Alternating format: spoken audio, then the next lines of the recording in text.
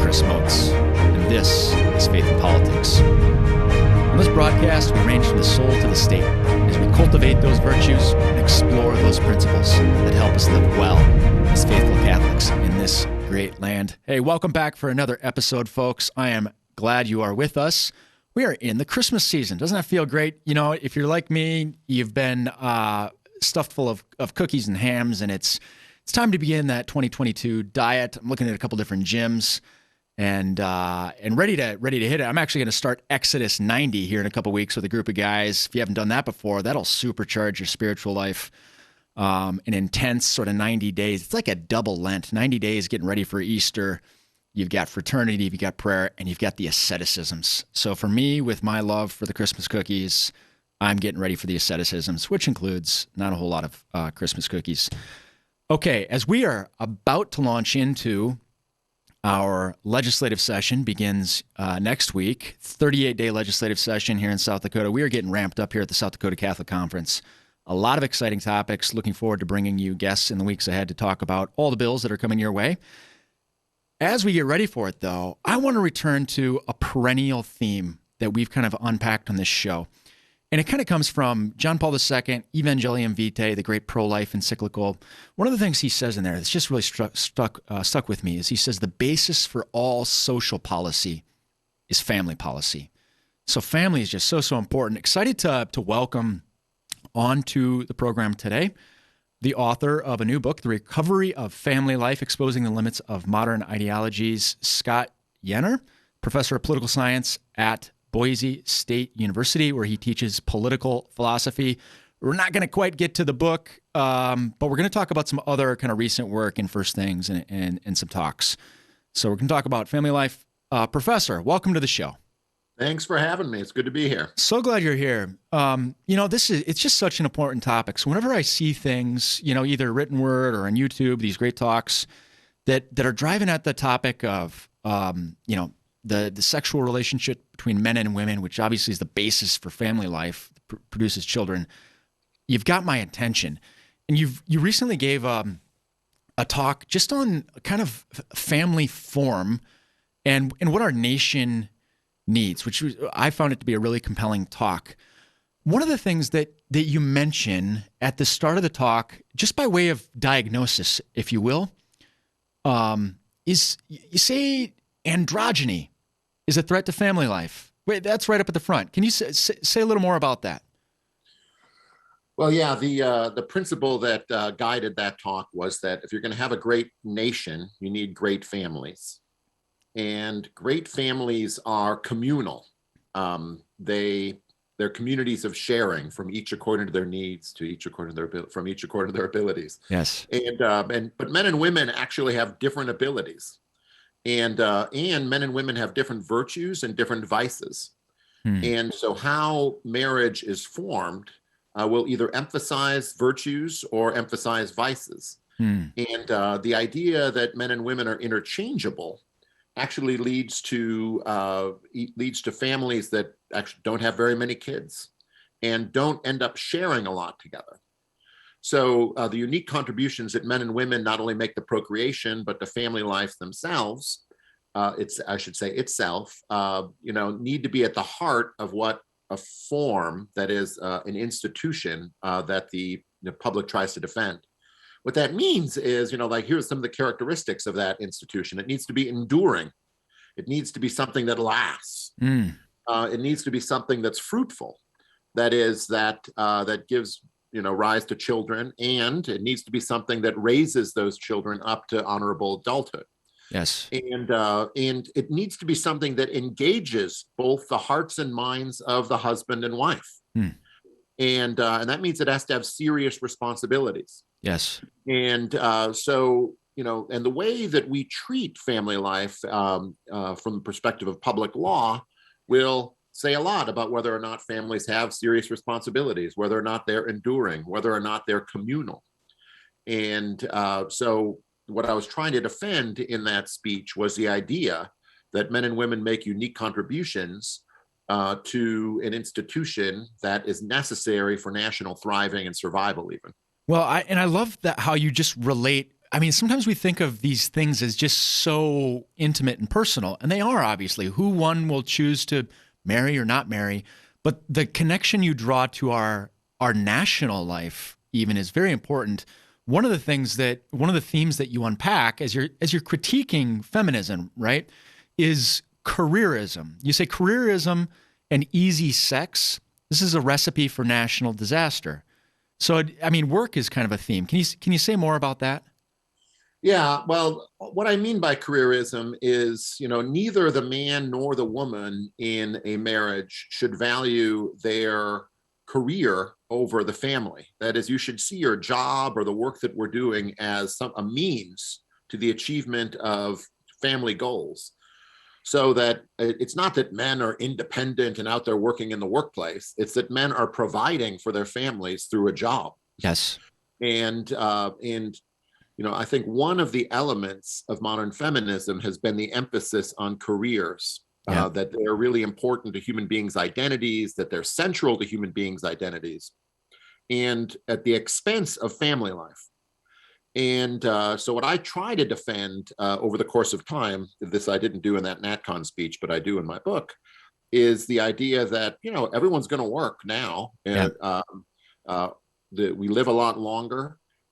Perhaps a lot of people will do volunteer work, but we should try as a political community to encourage women and men, neither women nor men, to emphasize career as the essential element of their identity. Yes. I call that the career mystique. Yes. Almost no job is that good. Yes. And whereas, our connection to eternity through establishing a nation, through establishing intergenerational families, through peopling heaven, is through family life, not through our jobs. Well, and yeah. Well, one of the things that came to mind as I was reading this is, and maybe I'm going to paraphrase this wrong, but it was something from Chesterton that, like, one of the lies of the world is to convince us that everything important is happening out there, rather than actually, he says, all the important stuff is happening in here, in the home. That's where the real, like, mystery and magic of life is what a special place that the home is. Do you think he has that right? Just so much of the ideology of the last 50 years has really been to denigrate the fulfillment and the importance of family life. And so I think it's important, if the country is to survive and thrive, and if the individual citizens are to survive and thrive, is really to re-emphasize in our education of children the importance of family life. And I am somewhat, how to put this, I'm not optimistic about our public schools doing that. Sure. So it has to be done intentionally. Yes. I don't know. We're not exactly the same age. I'm just a little over 50. But I'm a Midwesterner myself. And you could almost live on the cultural heritage when we were growing up in the 70s and 80s. There is no cultural heritage supporting family life now. Yes. So you have to be very intentional about dealing with your kids and in kind of figuring out what kind of community you're going to invest your time in. And that's just one of the facts that we have now.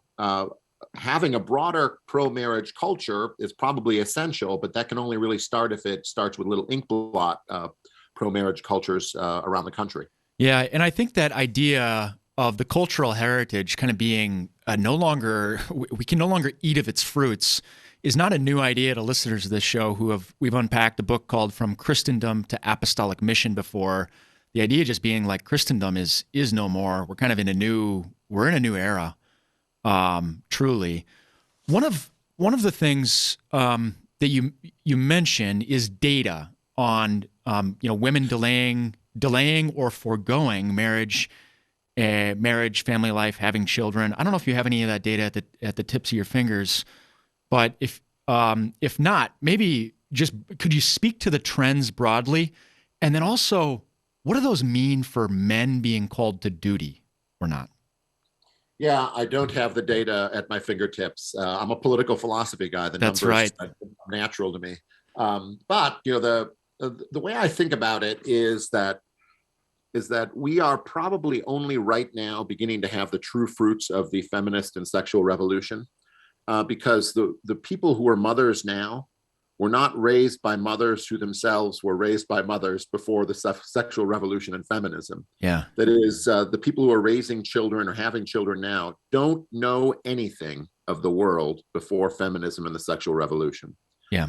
And what that has meant is, like, the average age for marriage now in America is 30. Yeah. Whereas, I would say when I was a kid, it was 23. Right. And the average number of kids, or the birth rate, is in the 1.6 area per woman, which is way below replacement, and trending down significantly. The percentage of the population that is married is at a historic low, and what I try to diagnose is a kind of a bad dynamic, which is that as women value independence, like, men don't have responsibility. Yeah. And the prominent ideologies of our time really value independence for women, the empowerment of women. I think 60% of all college students are women. Okay, I have some data. Well done. And, but like, where is the place for men in the world? And I don't think either men or women really value independence. Yes. That is, we're all dependent creatures. And it seems to me that the cultural project is to create institutions where dependence actually redounds to the happiness, benefit, virtue of both men and women. And they can depend on one another, and each of them are able to take on duties.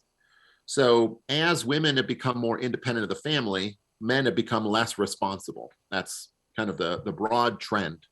And so I think both those problems have to be fixed at the same time. Well, and you mentioned just a little bit of data about declining birth rates and fertility were below replacement. You don't have to be a Christian to see this stuff. Even Elon Musk, who I don't think is a believer, tweeted recently about how this is a sort of a civilizational threat kind of thing for us.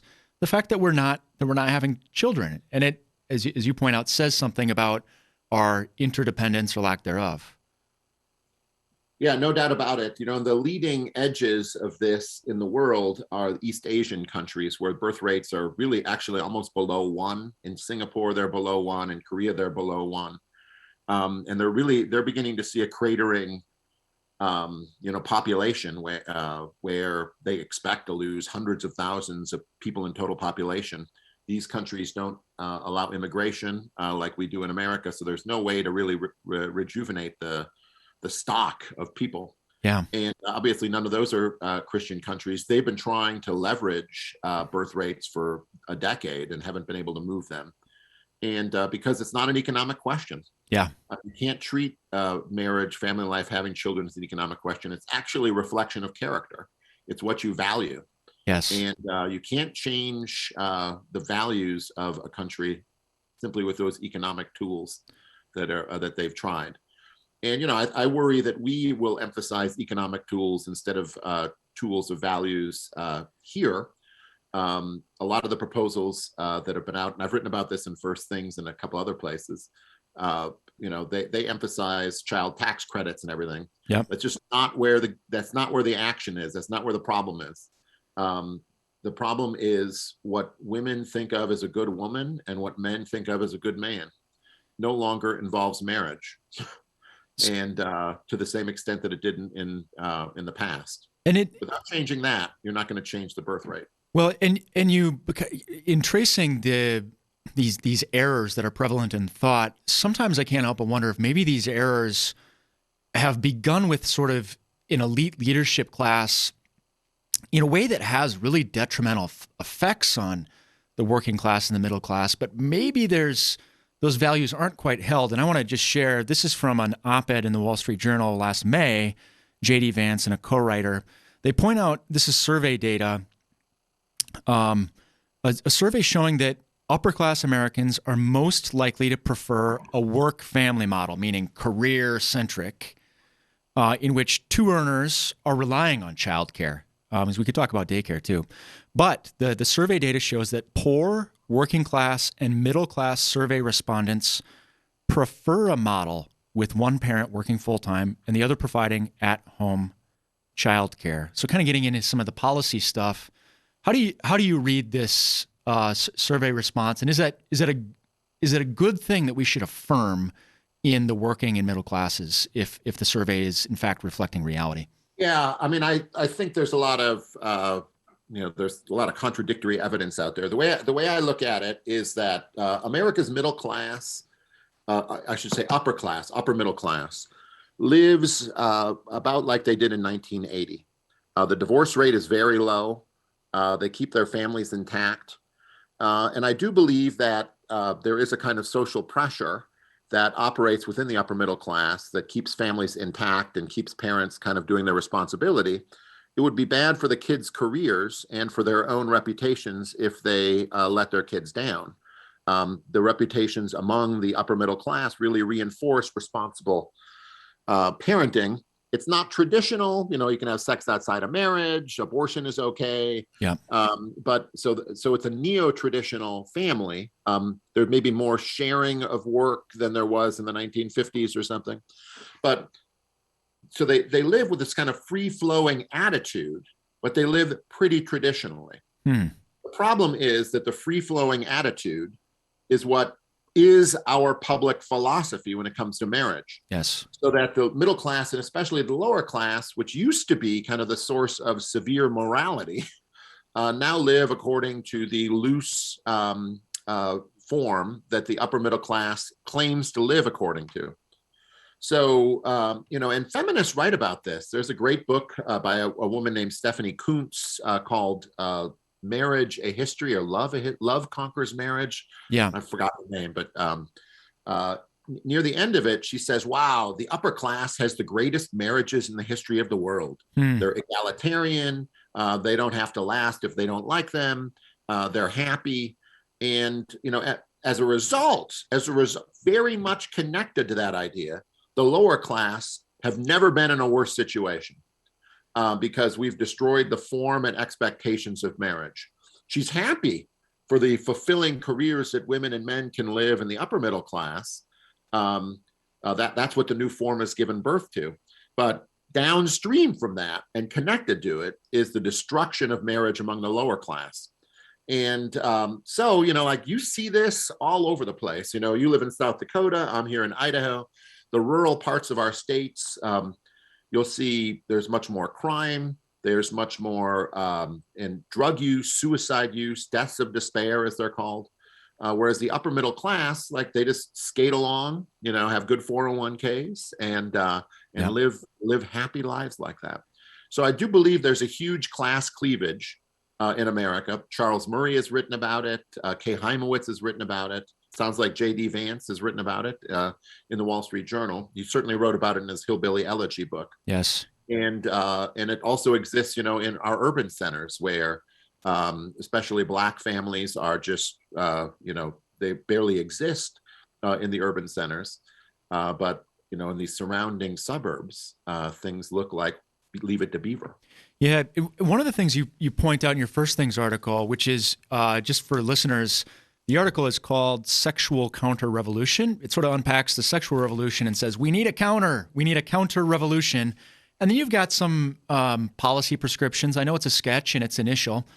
But in your discussion there of divorce, no-fault divorce, one of the things that you pointed out that was just so striking is you say across the Western world, women do worse economically after divorce, whereas men do worse emotionally, at least for a time. And that's not something that we often think about, is like there are real consequences for this choice that, we want to be completely free and do whatever you want. But we're talking about the working class, those who are poorer. It tends to be women who are going to suffer economically following a divorce. What might you offer in terms of a counter-revolutionary policy proposal when we're talking about divorce? What can we say there? Yeah, so in my book, that's funny. So in my book, I talk about one of the instances of rollback in divorce law where in France during the revolution, they initiated basically divorce, at-will divorce, and was the policy of France. It wasn't taken advantage of much outside of Paris, but it was still taken advantage of. And in like 1816, after the Restoration, one of the king's men, de Lobon is his name, wrote a book called On Divorce, and he rolled back all these loose divorce laws that France had, and really made divorce almost impossible to get in France. And those laws remained in place for about 80 years. And he basically said, look, the more dissolute the people, the more they want to get divorced, the harsher your laws have to be. You just need to have harsh laws and make people stay married. And I'm like, man, that would be really hard to do. Yeah. It was easy to do in 1816 when basically no one was taking advantage of these loose laws.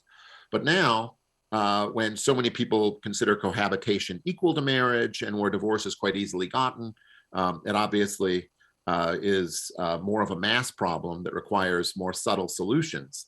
And what I suggest is different default rules for divorce. Women initiate somewhere between, this is also a truth across the Western world, about 2/3 of divorces. And because it's easy for them to have the benefits of still raising kids without having a husband who's getting in the way and doing a bad job around. So changing the default rules, perhaps, to having men be the default parent of the child might give women, I think I call it sobering second thoughts about filing for so many of the divorces. Yeah. And I'm not the first one to come up with that idea, but there have to be a subtle leveraging of the sex differences in order to make marriage more stable from the back end, from the divorce end. But I think if we made divorce impossible to get, fewer people would actually marry. They would have other downside consequences. So that's why it's a very subtle and difficult, indirect thing. But the whole idea behind a sexual counter-revolution is that we need to know what our goal is. Yeah. The goal is enduring marriage, where they last a long time, and fruitful marriage. We can't, if you hide from those goals, you actually can never think about how you might get where you need to go. Right. I say in the article that, in the First Things article, that the prospects for a counter-revolution are pretty dismal. Yes. But we have to think clearly about where you want to get in order to think at all about what kind of policies you might have there. We do so much muddling through, or so much defense. Thinking about what we're after is really crucial.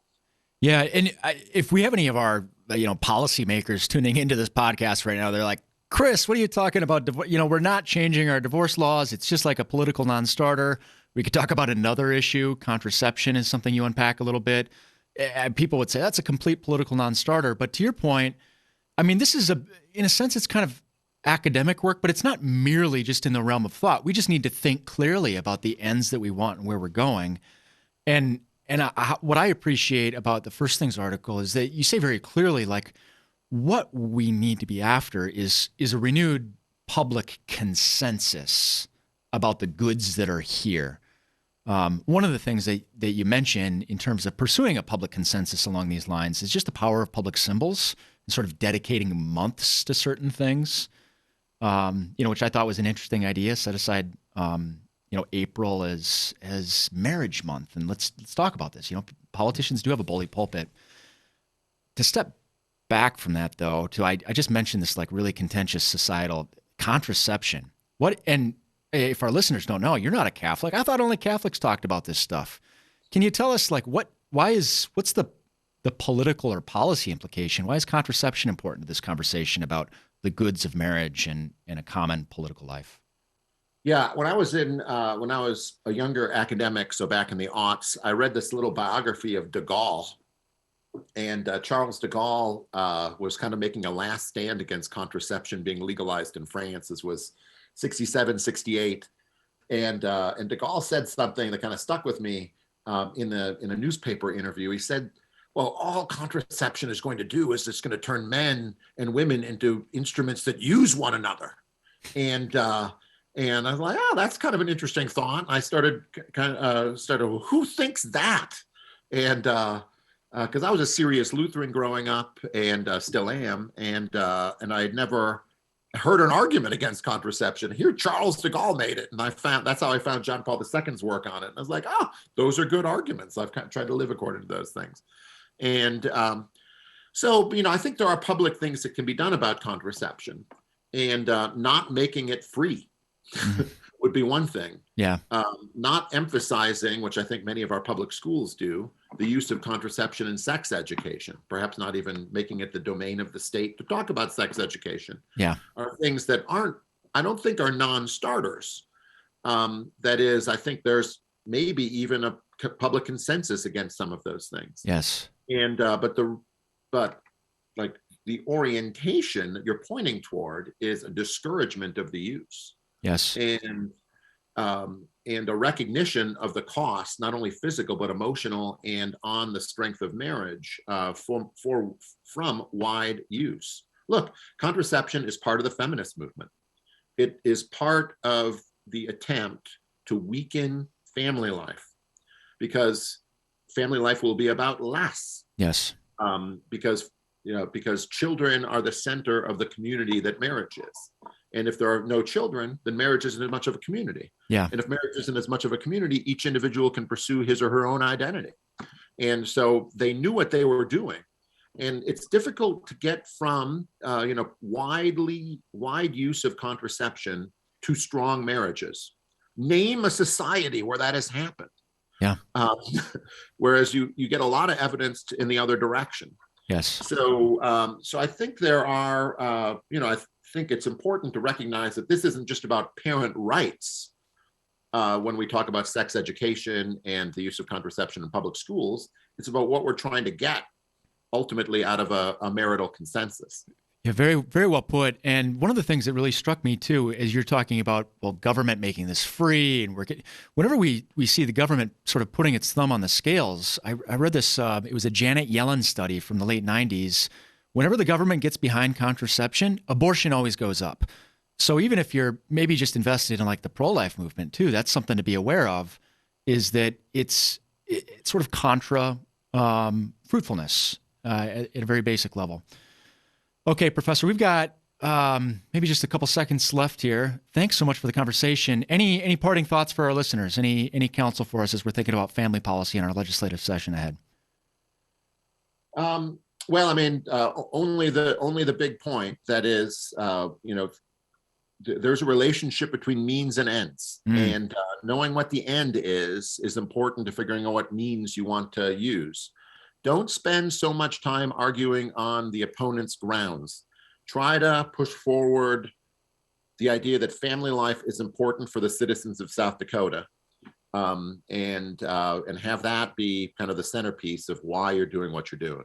Professor Scott Yenor, thanks for joining us on the program. Thanks for having me. And thank you, as always, dear listeners, for tuning in. Until next time, live well. Hey, thanks so much. All right. I didn't feel like I was very coherent. No, it was great. The whole point of this stuff is we're not going to present the dissertation, but we're going to get the juices flowing for people and just kind of get them thinking about stuff. And so it was great. If I can, I'll reach out again in the future after I've read the book and I've kind of digested it. I'm looking forward to reading it. So. All right. Well, please leave a review after you buy it. I will. And good luck. You have my great sympathy. I've never been personally caught up in something like that, but I hear it's just not fun. Difference, one of the things that I've learned about, I've talked to my pastor about this, is that, people who are in strictly religious circles are in a way safer, because the public, the left just treats religion as irrelevant. Yeah. So you can basically say whatever you want as long as you're on Catholic radio or in the pulpit. Right. But once you speak outside of that, which I do, and I knew what I was getting into writing on this topic, so it doesn't shock me. Once you do something in the public square, you become much more of a target. So yes. Well, but that's good. Well, great work. It is good. It is good. So, all right. Very good. Good to see you. Bye. Bye.